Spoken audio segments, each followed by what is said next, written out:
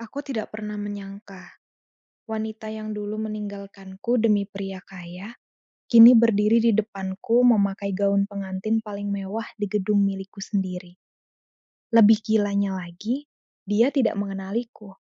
Di depan ratusan tamu, aku dihina seperti sampah, dipermalukan sebagai pelayan rendahan, bahkan dipaksa membersihkan sepatu calon suaminya dengan tangan kosong. Mereka tertawa puas, tanpa tahu satu fakta mengerikan. Malam itu, nasib mereka akan hancur di hadapanku, perlahan, tanpa ampun. Malam itu seharusnya menjadi malam paling bahagia bagi pasangan pengantin yang sedang berpesta di gedung termegah pusat kota. Lampu kristal bergelantungan di langit-langit aula. Musik orkestra mengalun lembut. Aroma bunga lili impor memenuhi ruangan mewah yang dipadati tamu-tamu kalangan atas. Namun, tidak ada seorang pun di sana yang sadar. Pemilik gedung itu sedang berdiri di tengah mereka, memakai seragam pelayan catering. Sebelum cerita ini dimulai lebih jauh, aku ingin mengajak kalian untuk mendukung channel ini agar semakin semangat menghadirkan kisah-kisah dramatis dan penuh pelajaran hidup lainnya. Dan coba tuliskan di kolom komentar, kalian menonton dari kota mana? Aku penasaran sejauh apa cerita ini sampai ke tempat kalian. Sekarang, biarkan aku menceritakan semuanya dari awal. Aku berdiri di depan cermin ruang ganti kecil di lantai bawah gedung Melati Convention Hall. Kemeja putih polos yang kupakai terlihat sangat sederhana. Celana hitam standar. Apron kusam dengan logo Arkana Hospitality Group menempel di dada kiriku. Tidak ada yang istimewa. Tidak ada yang menunjukkan bahwa aku adalah pemilik seluruh gedung ini. Namaku Adrian. Usiaku baru 30 tahun. Dan selama 10 tahun terakhir, aku membangun kerajaan bisnis perhotelan dan catering dari nol. Tapi malam itu, aku datang bukan sebagai CEO. Aku datang sebagai pelayan. Pak, apa Bapak yakin mau melakukan ini sendiri? Bayu, asistenku, menatapku cemas dari balik pintu ruang ganti. Aku tersenyum tipis sambil melipat lengan kemeja. Kalau aku datang sebagai pemilik perusahaan, mereka akan berpura-pura baik. Tapi kalau aku datang sebagai orang kecil, aku akan melihat wajah asli mereka. Bayu terdiam. Ia tahu aku tidak suka menerima laporan mentah tanpa bukti langsung. Sudah beberapa bulan, aku menerima keluhan tentang cabang gedung Melati, pemotongan gaji staf, pelecehan verbal, pelayanan buruk, dan seorang manajer operasional bernama Darwin yang terkenal kasar terhadap bawahan. Malam ini, aku ingin melihat semuanya sendiri. Namun aku sama sekali tidak tahu bahwa sidak sederhana ini akan berubah menjadi mimpi buruk dari masa laluku. Aku berjalan melewati pintu belakang gedung. Suasana dapur begitu panas dan kacau.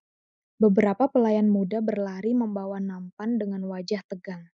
Seorang pria bertubuh besar dengan wajah garang langsung membentakku, bahkan sebelum aku sempat bicara. Hei, kamu pelayan baru ya? Cepat ganti baju dan kerja, jangan bengong. Aku langsung tahu, itu Darwin, manajer operasional yang selama ini dilaporkan bermasalah. Ia bahkan tidak menatap wajahku saat berbicara, seolah para pekerja di tempat ini hanyalah mesin tanpa harga diri. Aku memilih diam. Aku ingin melihat lebih banyak. Saat memasuki ruang staf, dadaku mulai terasa sesak. Ruangan itu sempit, pengap, jauh dari standar yang kutetapkan untuk seluruh cabang Arkana Group. Seorang pria tua yang sedang mengelap nampan mendekat padaku perlahan. Mas, hati-hati sama Pak Darwin, bisiknya pelan. Kalau dia marah, gaji harian bisa dipotong. Aku menatap wajah lelah pria tua itu. Rambutnya sudah memutih. Tangannya bergetar kecil saat bekerja. Entah kenapa, aku langsung merasa marah. Bukan marah karena diriku diperlakukan seperti pelayan, tapi marah karena orang-orang kecil di bawah perusahaanku hidup dalam ketakutan. Aku membawa nampan berisi gelas kristal menuju aula utama. Dan di sanalah hidupku seperti berhenti mendadak. Aku melihatnya, Sarah, wanita yang dulu kucintai mati-matian.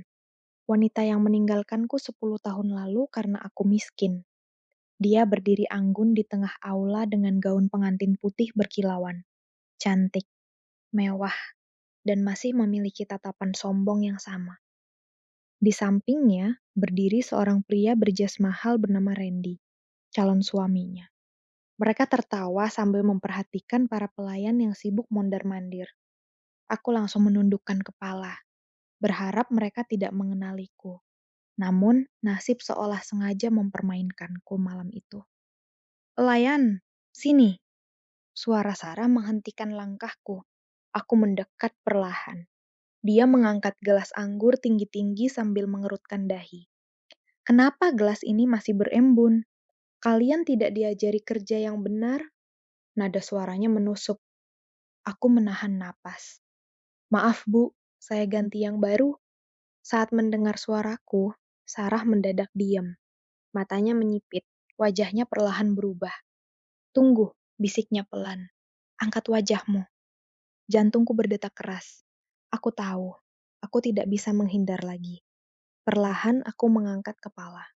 Dan untuk pertama kalinya setelah 10 tahun, mata kami bertemu kembali. Wajah Sarah langsung pucat. "Adrian?" Suasana di sekeliling kami seperti membeku. Namun sebelum aku sempat menjawab, Randy datang sambil merangkul pinggang Sarah. "Ada apa, sayang?" Sarah tertawa kecil. Tawa yang dulu sangat kukenal. Tawa meremehkan. "Kamu tahu siapa ini? Ini Adrian, mantanku dulu. Dan lihat nasibnya sekarang. Masih jadi pelayan." Randy menatapku dari atas sampai bawah, lalu tersenyum sinis. "Wah, tragis juga hidupmu. Mantan pengantin sekarang malah jadi tukang angkut gelas di pesta kami." Beberapa tamu mulai melirik ke arah kami. Aku tetap diam. Sarah melipat tangan di dada. "Dulu aku sudah bilang, Adrian, cinta saja tidak cukup. Hidup butuh uang, butuh kelas." Aku menatapnya tenang, tidak marah, tidak membela diri. Karena aku ingin melihat seberapa jauh mereka akan merendahkanku malam itu. Dan ternyata, itu baru permulaan. Aku masih berdiri, memegang nampan gelas kristal ketika suara tawa kecil mulai terdengar dari beberapa tamu di sekitar meja utama. Sarah menatapku seolah sedang melihat seseorang yang sangat memalukan untuk dikenalnya. Sedangkan Randy, pria itu menikmati semuanya. Ia bahkan sengaja mendekat, mempersempit jarak di antara kami, lalu menepuk pelan pundakku, seperti seorang majikan sedang mengejek bawahannya. "Jadi ini akhir perjalanan hidupmu, Adrian? Dulu sok punya mimpi besar, ternyata ujung-ujungnya tetap jadi pelayan." Tawa kecil kembali terdengar. Aku bisa melihat beberapa tamu mulai memperhatikanku dengan tatapan meremehkan. Namun aku tetap diam. Bukan karena takut, aku hanya sedang menahan sesuatu yang jauh lebih besar. Sarah lalu menggeleng pelan sambil tersenyum tipis. "Aku benar-benar bersyukur dulu tidak jadi menikah denganmu. Bayangkan kalau aku tetap bertahan. Mungkin sekarang aku ikut keliling bawa nampan." Ucapan itu menusuk lebih tajam daripada apapun. Bukan karena aku masih mencintainya, tapi karena aku sadar 10 tahun berlalu dan wanita itu ternyata tidak berubah sedikit pun. Ia masih menilai manusia dari pakaian dan isi rekening. Aku menatap Sarah beberapa detik, lalu berkata pelan, "Semoga kamu bahagia." Kalimatku membuat Sarah sedikit terdiam. Mungkin ia tidak menyangka aku tetap tenang setelah dihina seperti itu. Namun Randy justru tertawa lebih keras. "Dengar itu, sayang. Pelayan ini masih mencoba terlihat berkelas." Pria itu lalu mengambil segelas wine dari atas meja. Dan tepat saat ia berbalik, kakinya menginjak bagian lantai yang baru dipel. Tubuhnya sedikit oleng. Wine merah di tangannya tumpah mengenai sepatu kulit mahal yang dipakainya. Ruangan langsung hening. Randy menunduk menatap sepatunya dengan wajah berubah merah padam. Sial. Ia mengangkat wajah dan langsung menatapku. Tatapan itu penuh amarah. "Lihat apa yang kamu lakukan."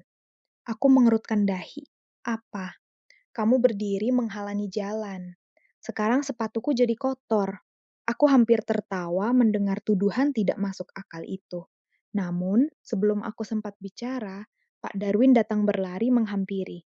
"Ada apa, Pak Randy?" Randy menunjuk ke arahku dengan kasar.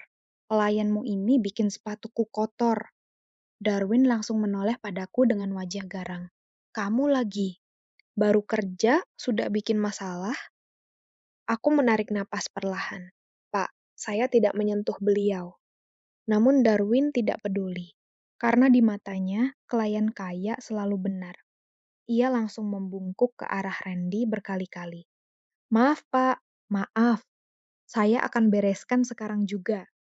Lalu pria itu menatapku tajam. "Cepat bersihkan sepatu Pak Randy." Suasana mendadak sunyi. Aku menatap Darwin, lalu menatap Randy, dan akhirnya menatap Sarah. Tidak satu pun dari mereka terlihat keberatan. Mereka justru tampak menikmati momen itu. Sarah bahkan tersenyum tipis, senyum kemenangan.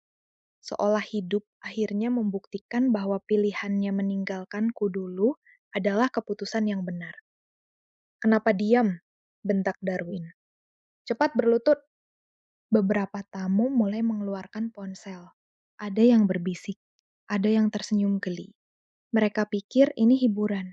Mereka pikir seorang pelayan memang pantas dipermalukan. Dan saat itulah aku membuat keputusan.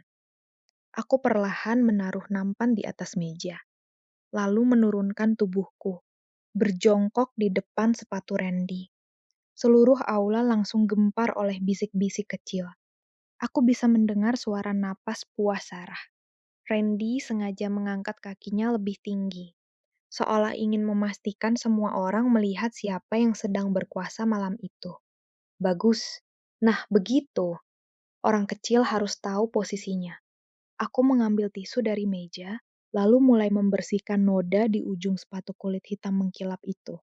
Namun bukan penghinaan itu yang membuat dadaku panas, melainkan kenyataan bahwa semua ini terjadi di gedung milikku sendiri.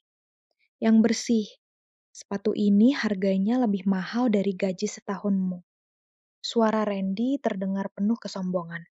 Aku tetap diam, tanganku bergerak tenang, membersihkan noda wine itu perlahan.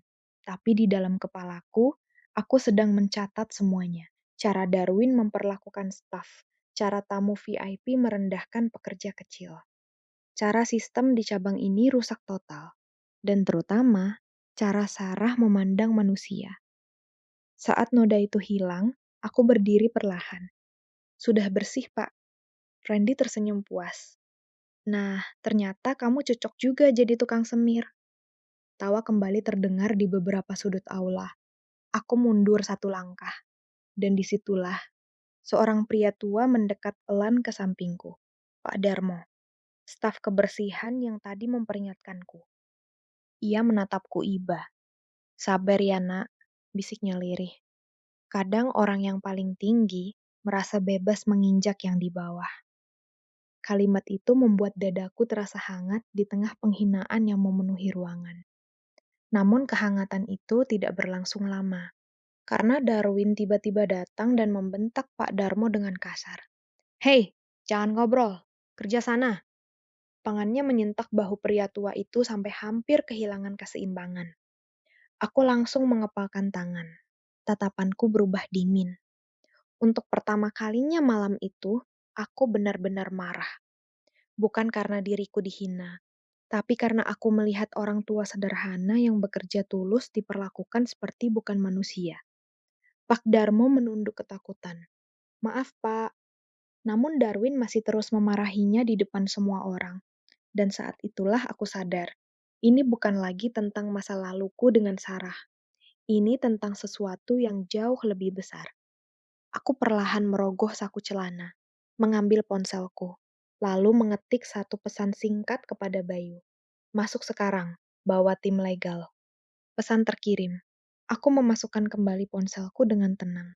Sementara di sisi lain aula, Sarah dan Randy masih tertawa puas tanpa sadar bahwa beberapa menit lagi, seluruh hidup mereka akan berubah total.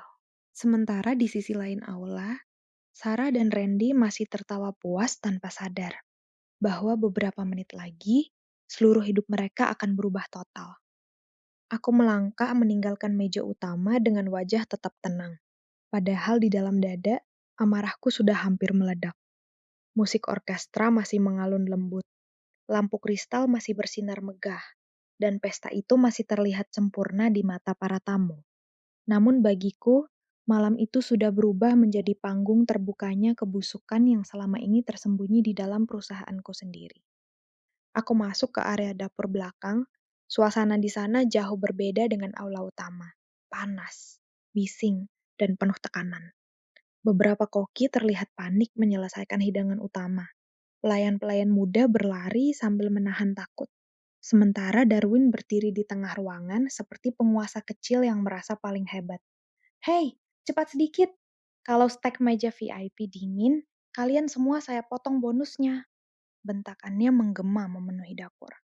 Aku memperhatikan semuanya dalam diam.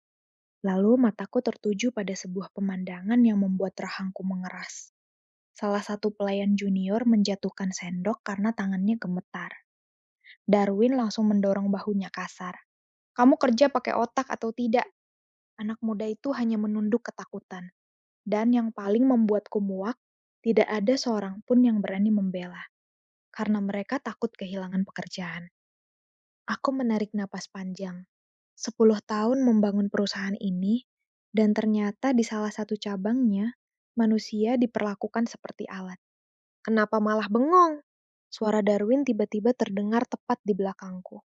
Ia merebut ponsel dari tangan salah satu pelayan lain, lalu menoleh ke arahku. Kamu juga? Pelayan kasual dilarang pegang HP saat kerja. Ia mencoba merampas ponselku. Namun sebelum tangannya menyentuh, aku bergerak sedikit menghindar. Tatapan kami bertemu, dan untuk pertama kalinya malam itu, aku tidak lagi menundukkan kepala. Darwin sedikit terdiam.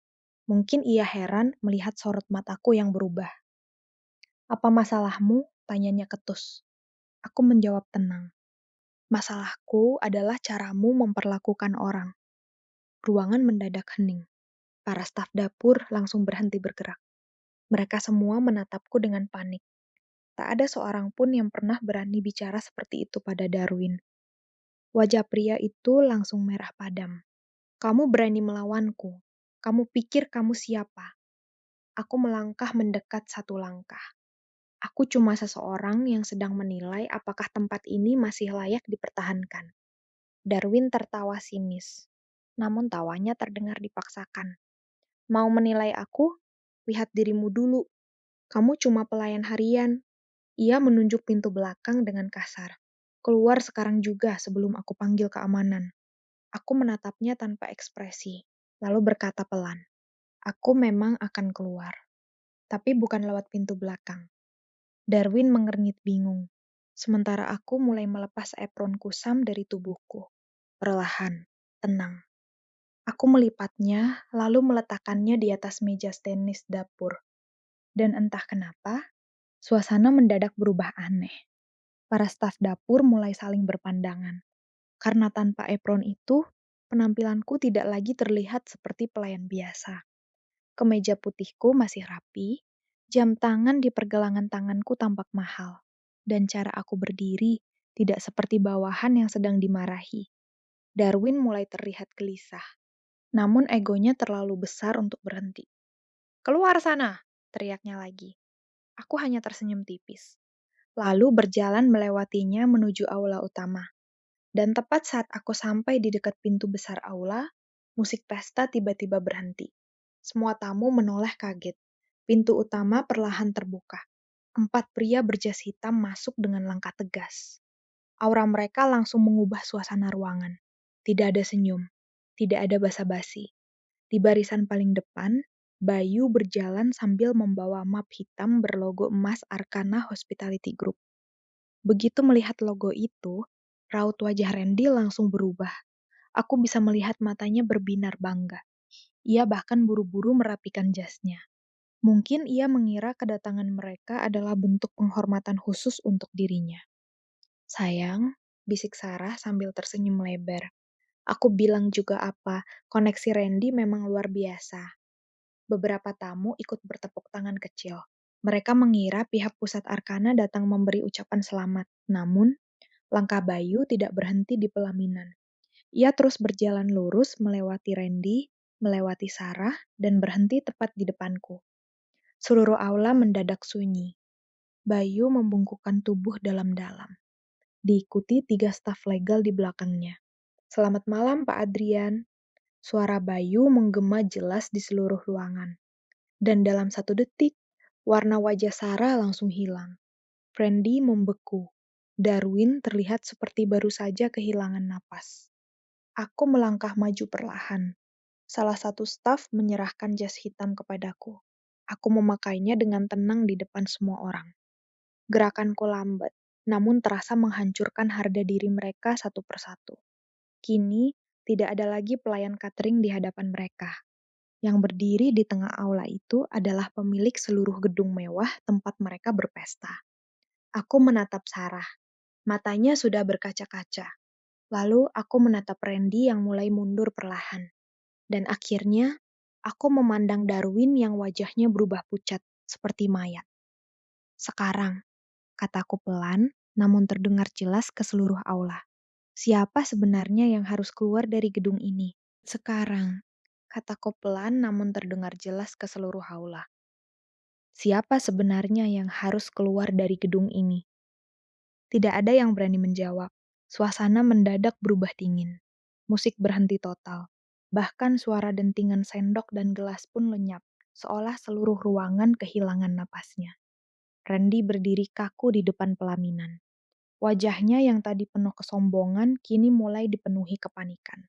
Sedangkan Sarah, wanita itu menatapku seperti sedang melihat orang asing yang mengerikan.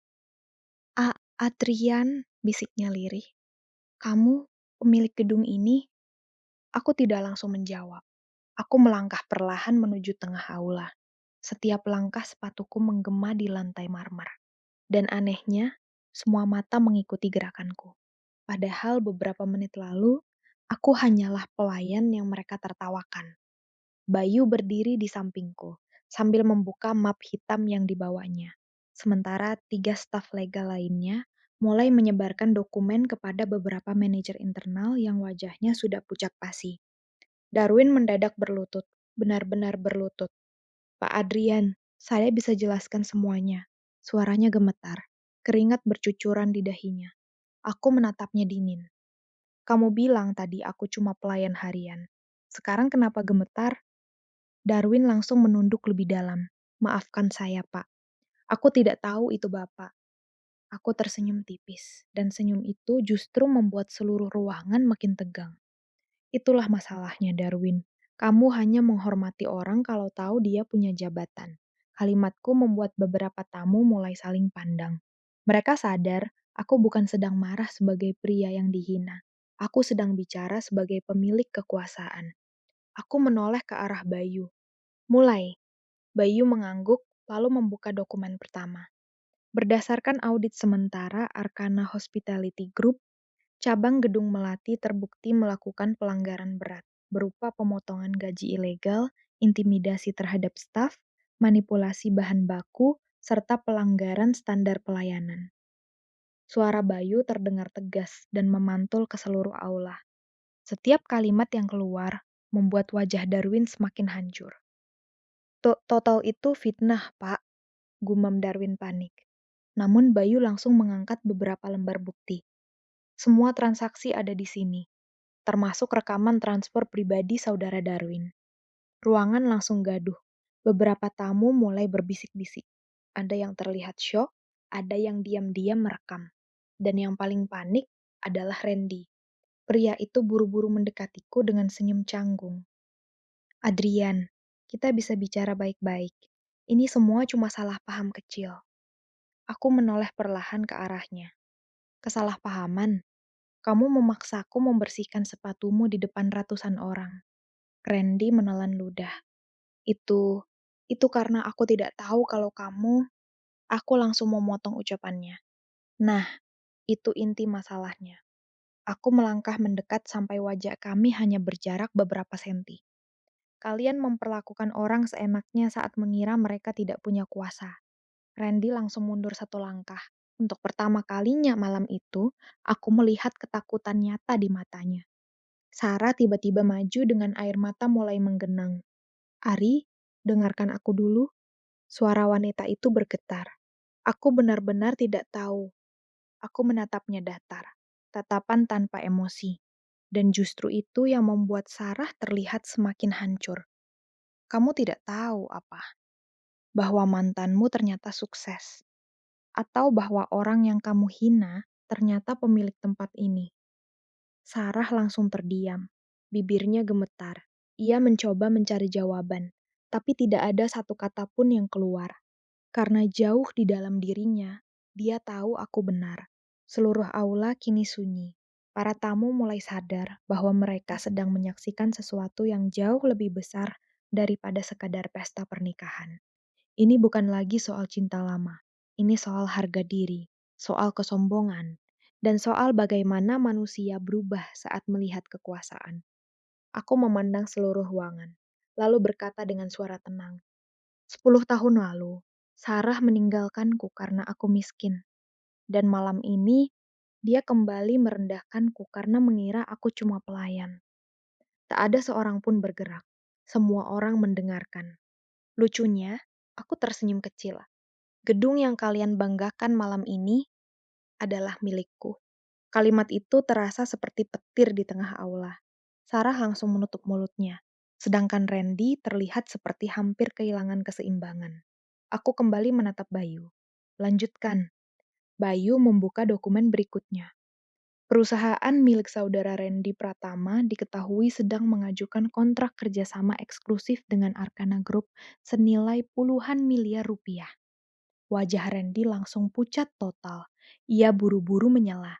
"Pak Adrian, soal kerjasama itu kita bisa dibatalkan." Aku mengucapkannya singkat, tegas, tanpa keraguan sedikit pun. Dan dalam 1 detik, suasana aula benar-benar meledak. "Apa?" teriak Randy panik. "Adrian, jangan bercanda. Itu proyek terbesar perusahaanku." Aku menatapnya dingin. "Perusahaan tanpa etika tidak pantas bekerja sama denganku." "Tapi ini urusan pribadi," teriaknya semakin panik. Aku menggeleng pelan. "Tidak, ini soal karakter. Kalau kamu bisa memperlakukan pelayan seperti sampah di depan umum, aku tidak bisa membayangkan bagaimana kamu memperlakukan partner bisnismu." Beberapa tamu langsung mengangguk pelan. Sebagian bahkan mulai menjauh dari Randy. Karena semua orang tahu, sekali reputasi bisnis hancur di depan publik, semuanya ikut runtuh. Sarah mulai menangis. Benar-benar menangis. Riasan mahal di wajahnya perlahan luntur. "Ari, tolong. Aku minta maaf." Untuk pertama kalinya malam itu, wanita itu terlihat kecil. Sangat kecil. Namun anehnya, aku tidak lagi merasakan sakit. Yang tersisa hanya rasa kosong. Aku memandangnya beberapa detik, lalu berkata pelan, "Kalau tadi aku benar-benar cuma pelayan biasa, apa kamu akan meminta maaf seperti sekarang?" Pertanyaan itu membuat Sarah membeku. Air matanya terus jatuh. Namun ia tidak mampu menjawab, karena keheningan adalah jawaban paling jujur malam itu. Dan tepat saat suasana mencapai puncak ketegangan, aku memberikan pukulan terakhir yang membuat seluruh aula nyaris runtuh oleh kepanikan. Aku menoleh ke arah Bayu. "Matikan seluruh fasilitas acara." Dalam hitungan detik, lampu-lampu mewah di aula mulai meredup. Musik berhenti total. Layar dekorasi mati. Dan pesta pernikahan termegah malam itu berubah menjadi aula dingin yang penuh rasa malu. Dan pesta pernikahan termegah malam itu berubah menjadi aula dingin yang penuh rasa malu. Lampu kristal yang tadi berkilau, kini hanya menyisakan cahaya redup, tanpa musik, tanpa sorotan megah, tanpa gemerlap kebanggaan. Seluruh kemewahan itu mendadak terasa kosong. Aku berdiri di tengah aula sambil memandang wajah-wajah yang beberapa menit lalu menertawakanku.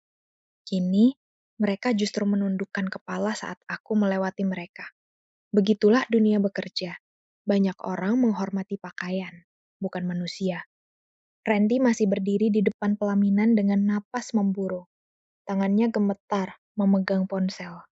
Ia sibuk menelepon sana-sini, mencari bantuan, mencari jalan keluar. Namun dari wajahnya, aku tahu satu hal. tak ada seorang pun yang benar-benar datang menyelamatkannya. Karena di dunia bisnis, orang akan mendekat saat kita kuat dan perlahan menghilang saat kita mulai jatuh. Pak Adrian, salah satu tamu mendekat pelan. Pria paruh baya itu adalah rekan bisnis yang tadi sempat tertawa melihatku dipermalukan. Kini, senyumnya berubah canggung. Kami tidak tahu kalau itu Anda. Aku menatapnya sebentar, lalu tersenyum tipis. Itulah masalah terbesar manusia. Kalian baru menghargai seseorang setelah tahu nilainya. Pria itu langsung terdiam, tidak sanggup membalas. Di sisi lain aula, Sarah masih menangis sambil memegang ujung gaun pengantinnya. Gaun putih mahal yang tadi dibanggakan, kini tampak seperti simbol kehancuran. Ia perlahan berjalan mendekatiku. Langkahnya lemah, matanya sembab. Ari, suara itu pelan sekali, hampir tenggelam di tengah suasana sunyi aula. Aku salah, aku benar-benar salah. Aku memandangnya tenang, tidak ada lagi amarah, karena rasa kecewa yang terlalu dalam biasanya berubah menjadi dingin. Sarah menatapku dengan mata penuh penyesalan. Dulu aku meninggalkanmu karena takut hidup susah, tapi ternyata air matanya jatuh semakin deras. Yang paling miskin justru cara berpikirku sendiri. Untuk pertama kalinya, malam itu, aku melihat Sarah berbicara dengan jujur. Bukan demi status, bukan demi uang, melainkan karena ia benar-benar sadar telah kehilangan sesuatu yang jauh lebih berharga. Namun semuanya sudah terlambat. Aku menghela napas pelan. Kamu tahu kenapa aku tidak marah lagi padamu? Sarah menggeleng sambil menangis. Karena malam ini, aku akhirnya sadar. Aku tidak kehilangan siapa-siapa waktu kamu pergi dulu. Kalimat itu membuat tubuh Sarah langsung lemas. Ia menutup wajahnya sambil menangis lebih keras. Sementara para tamu hanya bisa diam menyaksikan semuanya. Randy yang sejak tadi sibuk menelepon, akhirnya berjalan cepat ke arahku. Wajahnya penuh kepanikan. Adrian, tolong, kita bisa cari solusi. Aku akan minta maaf di depan semua orang kalau perlu. Aku menatapnya datar. Minta maaf itu mudah. Yang sulit adalah punya karakter baik saat merasa lebih tinggi dari orang lain. Randy langsung terdiam. Aku melangkah mendekatinya perlahan. Beberapa menit lalu, kamu menyuruhku berlutut membersihkan sepatumu. Kamu ingat? Wajah Randy langsung pucat. Kamu merasa hebat karena mengira aku orang kecil. Tapi sekarang, aku menatap tepat ke matanya. Rasanya tidak enak saat posisi itu berbalik kan. Randy menunduk. Harga dirinya runtuh di depan semua tamu. Dan malam itu, aku belajar sesuatu. Balas dendam terbaik ternyata bukan menghancurkan seseorang dengan amarah, melainkan membuat mereka sadar bahwa kesombongan mereka sendiri yang menghancurkan hidupnya. Aku kemudian menoleh ke arah para staf gedung yang berdiri di sudut aula. Wajah-wajah lelah itu sejak tadi memperhatikanku dengan mata berkaca-kaca. Aku memanggil satu orang. Pak Darmo, pria tua itu berjalan mendekat dengan gugup. Tangannya masih gemetar. Aku memegang pundaknya pelan. Mulai besok, Bapak tidak perlu lagi bekerja sambil takut dimarahi. Mata Pak Darmo langsung basah. Aku menoleh ke arah seluruh staf. Mulai hari ini, tidak boleh ada lagi penghinaan terhadap pekerja di tempat ini. Siapapun yang tidak bisa menghargai manusia, tidak pantas bekerja di Arkana Group. Suasana mendadak hening. Lalu perlahan, terdengar tepuk tangan kecil dari sudut aula. Satu orang, lalu dua orang. Kemudian seluruh staf ikut bertepuk tangan. Bukan untuk kekuasaanku, bukan untuk hartaku, tapi karena akhirnya ada seseorang yang membela harga diri mereka. Aku memandang seluruh aula untuk terakhir kalinya. Pelaminan megah itu kini terasa seperti panggung kosong. Dan anehnya, aku tidak merasa menang. Aku hanya merasa lega. Lega karena akhirnya bisa meninggalkan masa lalu yang selama ini diam-diam masih membebaniku. Aku berjalan menuju pintu keluar. Bayu membuka pintu mobil untukku. Namun sebelum aku masuk, Sarah kembali memanggil namaku. Ari. Aku berhenti sebentar. Namun kali ini, aku tidak berbalik. Terima kasih. Suara Sarah terdengar lirih, penuh tangis. Karena pernah mencintaiku dengan tulus. Aku memejamkan mata sesaat, lalu menjawab pelan, dan terima kasih karena pernah meninggalkanku. Kalau tidak, aku mungkin tidak akan menjadi diriku yang sekarang. Aku masuk ke dalam mobil. Pintu tertutup perlahan. Dan saat mobil mulai bergerak meninggalkan gedung, aku melihat pantulan aula itu dari kaca jendela. Tempat di mana seorang pelayan dihina, lalu bangkit sebagai pemilik segalanya. Namun malam itu, aku sadar satu hal paling penting. Harta bisa membuat seseorang terlihat tinggi. Jabatan bisa membuat seseorang terlihat kuat. Tetapi, cara kita memperlakukan orang lain saat mereka terlihat lemah, itulah yang menunjukkan siapa diri kita sebenarnya. Jangan pernah merendahkan seseorang hanya karena pakaian, pekerjaan, atau keadaannya hari ini. Roda kehidupan selalu berputar. Orang yang hari ini terlihat biasa saja, bisa jadi suatu hari berada jauh di atas kita. Hormati semua orang tanpa memandang status, karena nilai manusia tidak pernah ditentukan oleh penampilan atau kekayaan.